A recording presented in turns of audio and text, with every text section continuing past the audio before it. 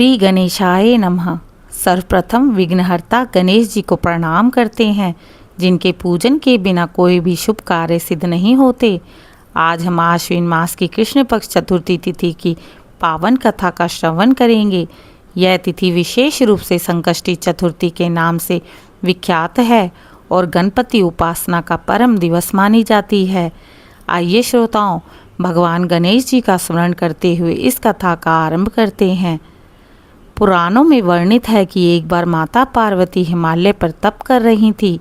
उस समय उनके साथ बालक गणेश जी भी थे।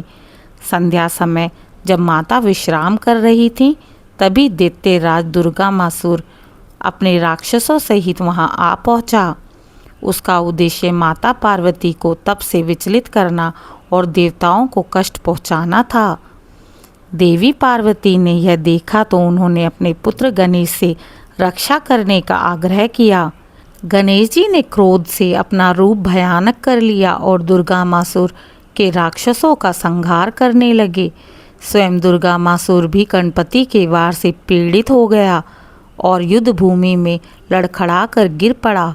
युद्ध के उपरांत माता पार्वती ने प्रसन्न होकर कहा, वत्स, आज चतुर्थी की तिथि है और तुम्हारे पूजन से ही समस्त विघ्न दूर हो पाएंगे, इसलिए यह तिथि सदा से तुम्हारे पूजन के लिए ही समर्पित रहेगी।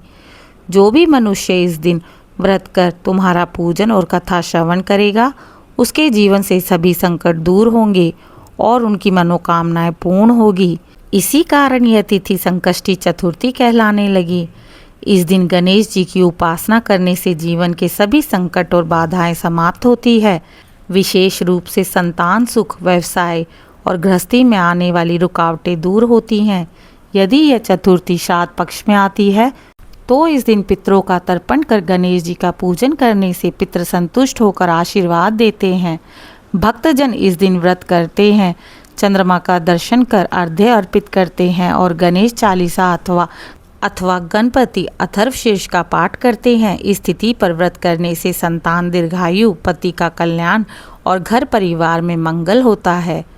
भक्तजनों, आश्विन मास की कृष्ण पक्ष चतुर्थी की यह कथा हमें सिखाती है कि गणेश जी की पूजा से ही सभी विघ्न दूर होते हैं। इसी तिथि का व्रत मनुष्य के संकटों से मुक्ति दिलाकर जीवन में सुख समृद्धि प्रदान करता है। अतः जो भी भक्त श्रद्धा पूर्वक इस दिन व्रत करे, कथा श्रवण करे और गणेश जी की आराधना करे, वह सदैव मंगलमय जीवन का आनंद लेता है। जय श्री गणेश।